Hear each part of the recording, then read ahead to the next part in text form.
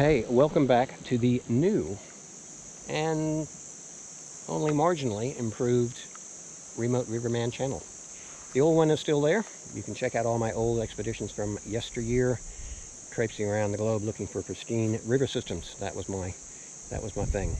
Now, for those of you who are not familiar with the Remote Riverman and all the crazy shenanigans he used to get up to in his younger days, we're talking 15, 20 years ago,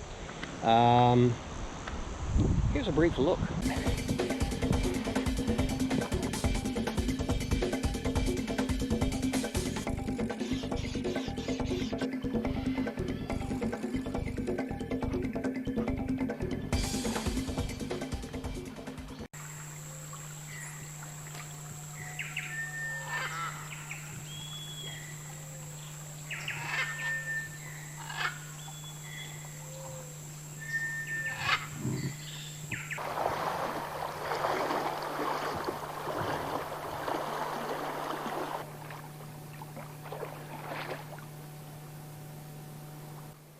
Always check for bears before you eat.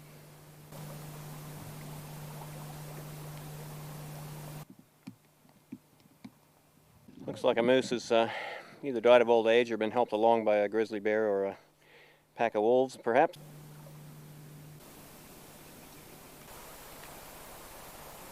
I don't want to hit that. Bad idea.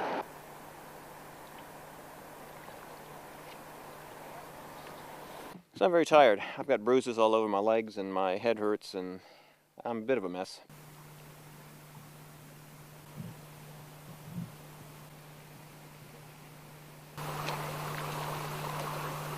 Middle of nowhere. Just me and the bears. Magnificent.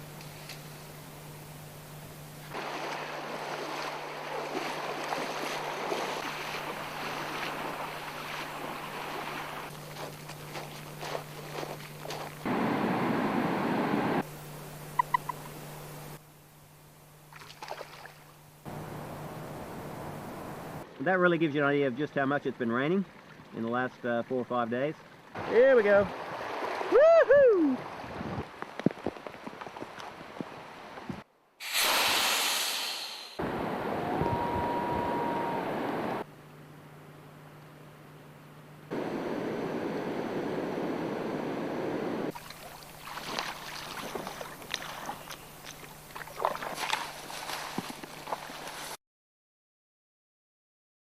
This is the Extol River. I just got back from my lake, down at about 2.5 meters higher than it was before. Because I'm not happy at the moment. This is scary, scary stuff. I went up to this lake for 4 days, and I had 2 days of sun, 2 days of rain. Today was really rainy. Today I portaged in the rain all the way back to here. I get here and the river's just gone crazy.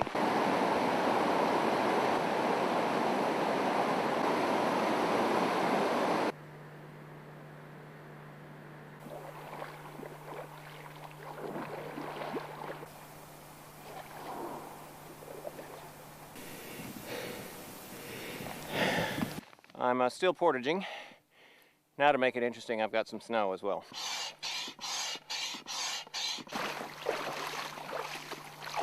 Bear tracks, wolf tracks, raspberries, and even a big pile of bear scat. Exciting stuff. I'm running out of river.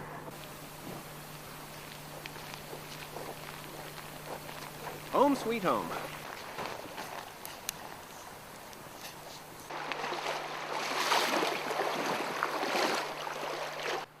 That is a huge wolf track. Check this out.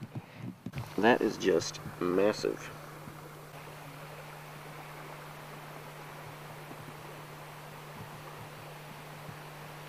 There might be a wolf at my door this evening.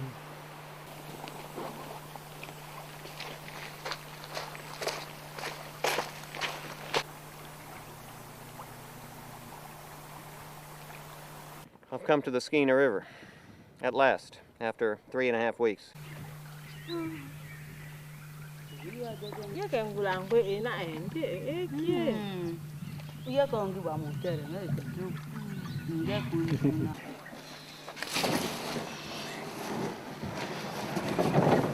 finally on the river. I'm pretty happy about it. Look what's for lunch. They find these little grub things in the palm trees that are sitting in the middle of the river. They look so very scrumptious. So this is the bucket full of grubs that could be part of my dinner. And if you don't like those grubs, well, there's just some more over here. Bulu e bukulu. Bukulu. All right, I've got it now. I thought I was going to starve out here in the jungle, but it looks like I'll be okay now because I have hundreds and hundreds of grubs to eat.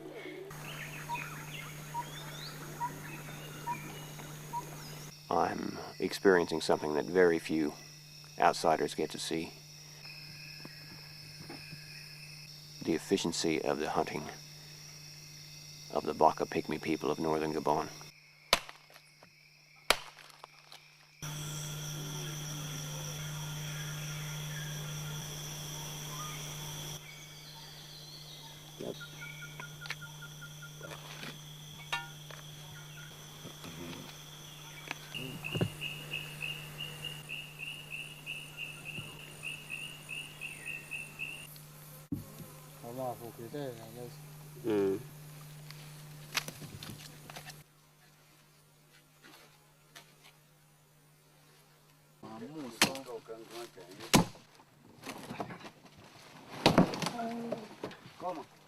This is as wide and as big as this river gets.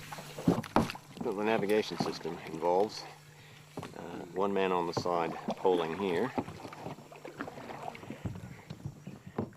another one poling down there, and right in the back you've got the man who's actually got the one paddle that goes with this boat.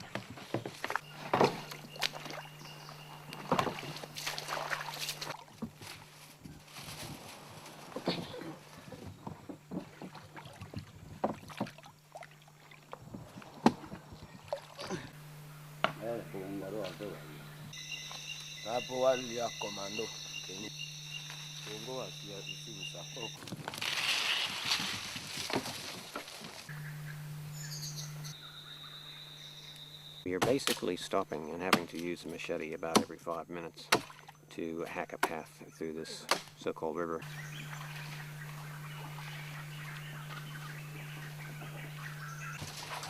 Because it's the only water around, that's what I'm drinking.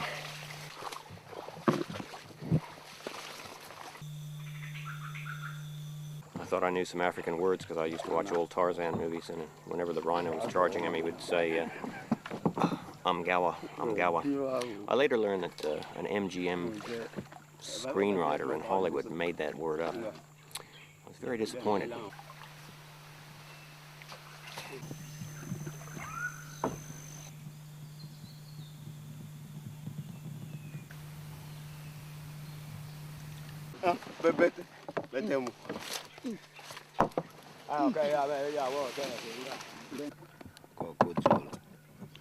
Trusty kaya. Ande bya wala we kona. Ya kumba mbele kwa. Oh, dikaya dinge moto, dikaya ninge. Doku? Doku.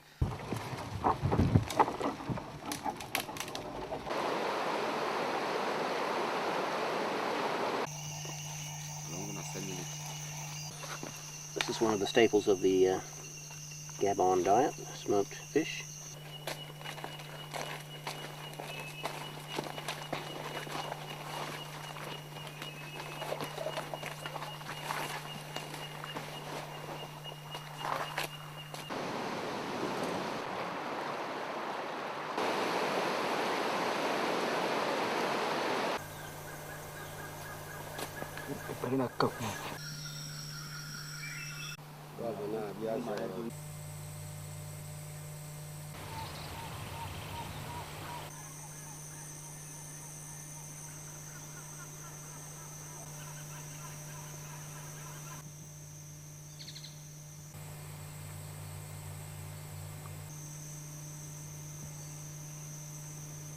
Ils ont un enfant.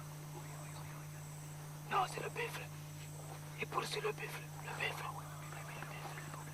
We're stuck for about the 40th time today.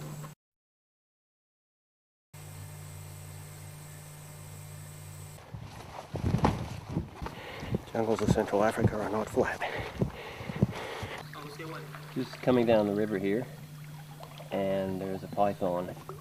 This is the biggest snake I've ever seen in the wild. In the middle of Gabon, we're just cruising along here, and there's this python sitting on the branch that has got to be 5 meters. Man, that's huge.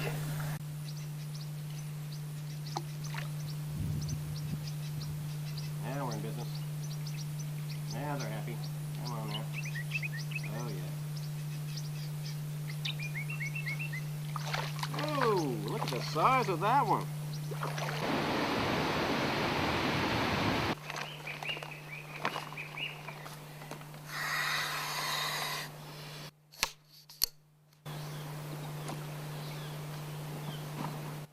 The pack raft in one form or another has been around for forever, just about.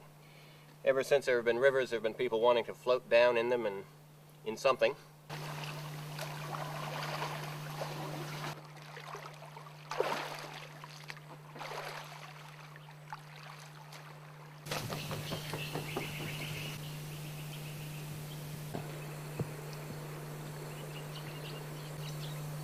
Beautiful animal snakes. The water is about an inch from the bottom of my tent and rising. I didn't do too bad. I ended up with 1, 2, 3, 4 of the things.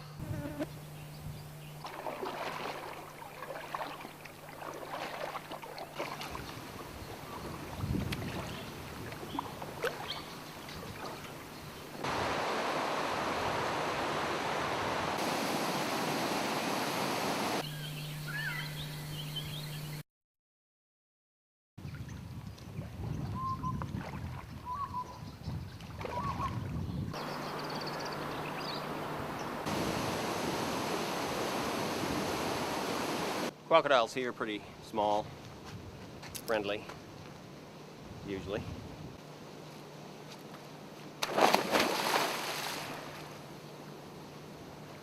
Yet another pandana swamp with pretty rapid flowing stuff and a lot of serrated, sharp plant edges to rip open the raft on.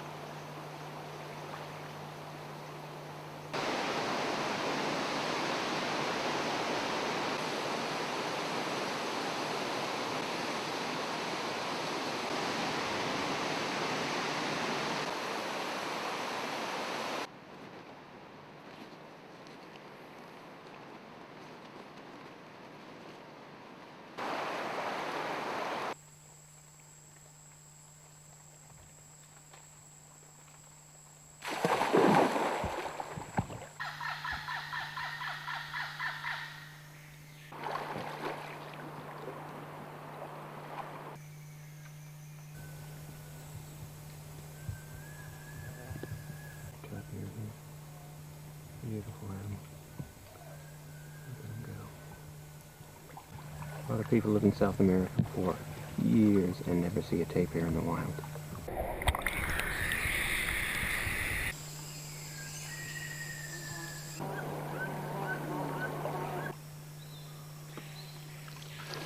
The serious side of all this bushwhacking up creeks is that you want to make very sure you don't get your eyeball impaled on a sharp stick. I really prefer my 2.4 kilogram pack raft.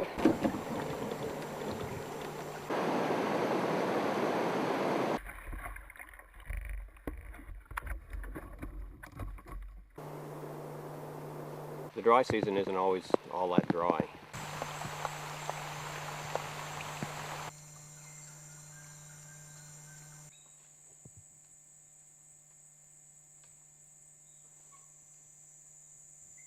Getting dark. That's when they're really cool. stuff comes out.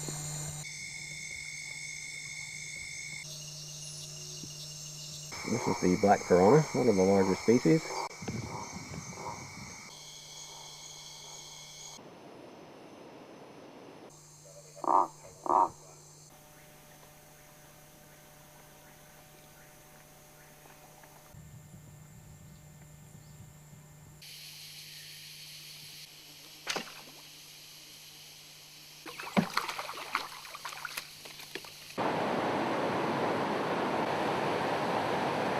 I don't think we'll take the canoe down that one.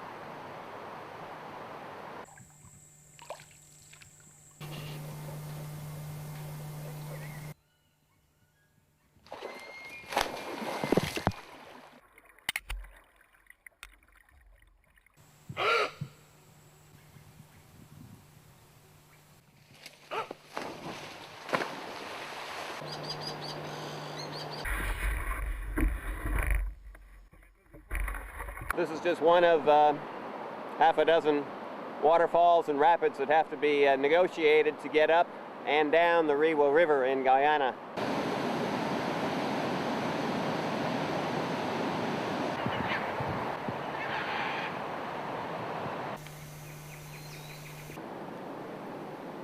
This is a lesson to all of us, people. Always check under the canoe seat before you sit down.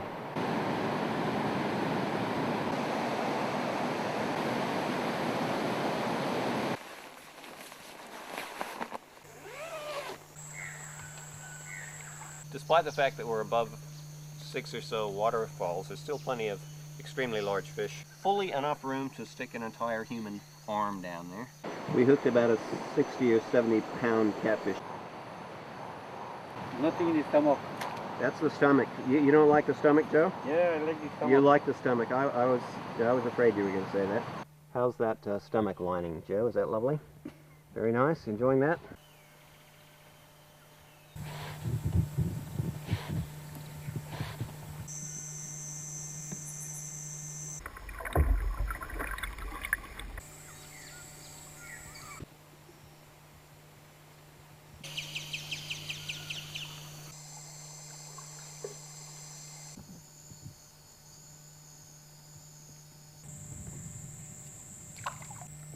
This is some sort of weird and wacky creature that lives inside the mouth of the piranha. Quite bizarre. That's the biggest caiman I've seen in this river so far. That's a big fella.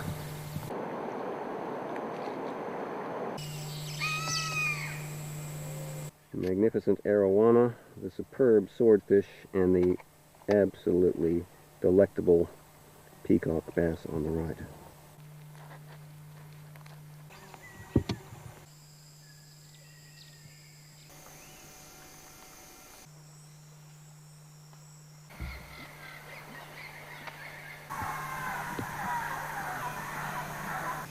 This is nice.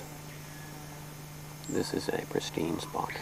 So that's what I used to get up to in the old days when I was a younger man and didn't mind traipsing around with a really heavy backpack on in broiling heat. Exploring rivers is something I wanted to do since I was about 9 or 10 years old. And I probably had my first expedition, serious expedition, in 1980 when I was in my mid-20s. The Kuskokwim River in Alaska, second largest river in the state.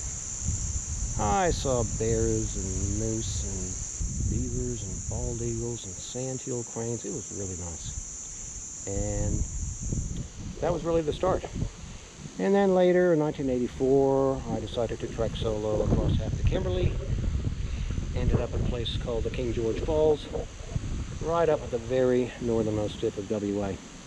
And I did another trek in '86 in the Kimberley, and it went on from there. And since then, I've I've been in Borneo and Belize and Argentina, Bolivia, British Columbia, Canada, Gabon, West Africa, for the sole purpose of seeking out the most pristine, wildlife-rich rivers I could possibly find on this beautiful planet of ours. It's a little bit harder to be an explorer today.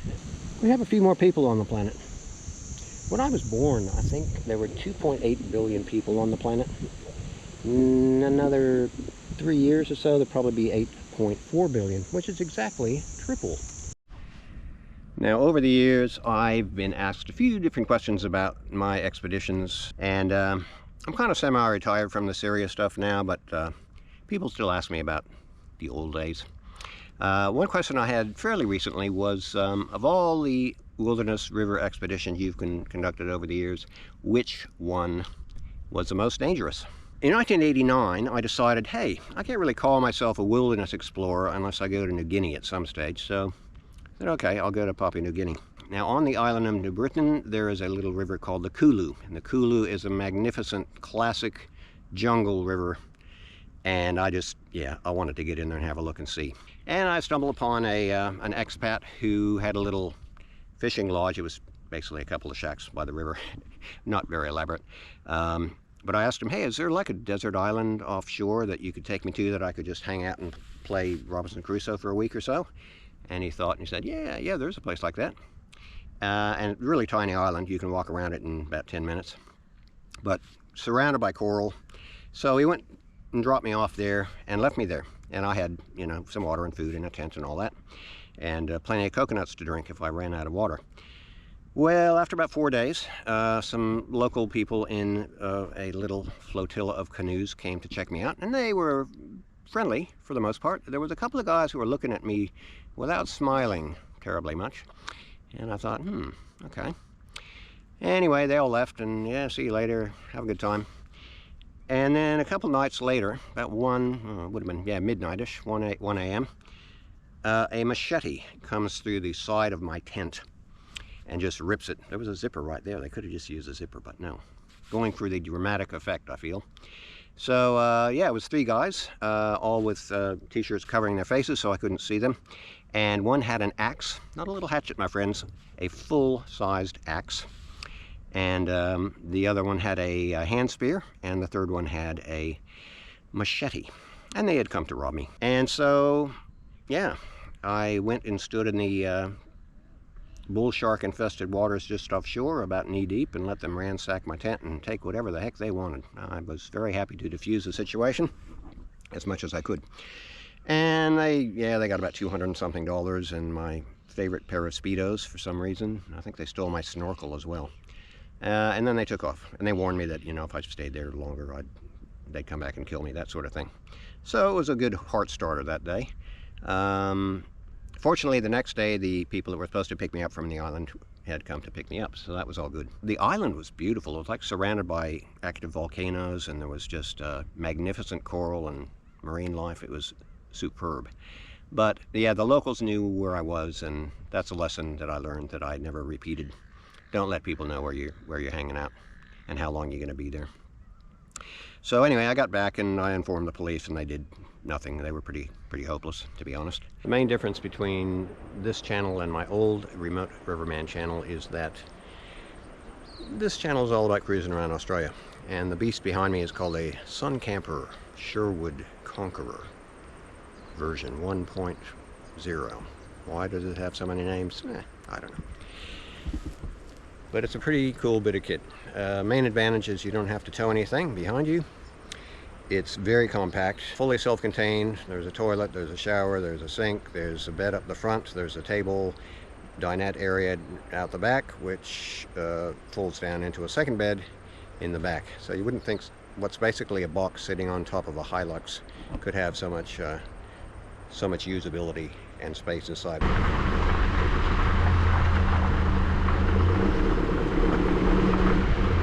Shovel, 4 max tracks, bow shackles, soft shackles, kinetic rope.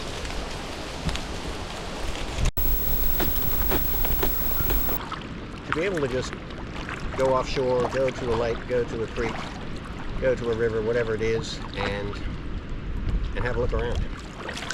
There's so much freedom in that. Fair enough. I must respectfully decline your kind offer, madam.